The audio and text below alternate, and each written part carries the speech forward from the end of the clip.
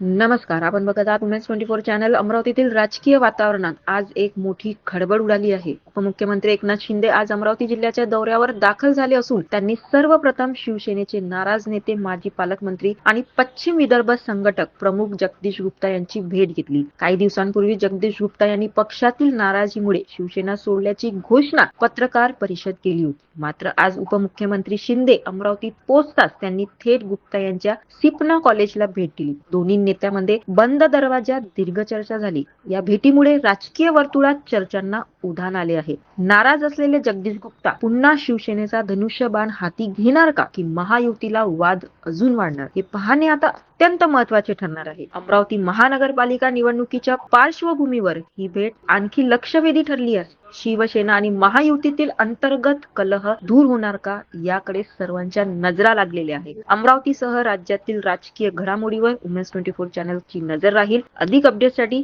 बघत रहा उमेश 24 चॅनल. धन्यवाद.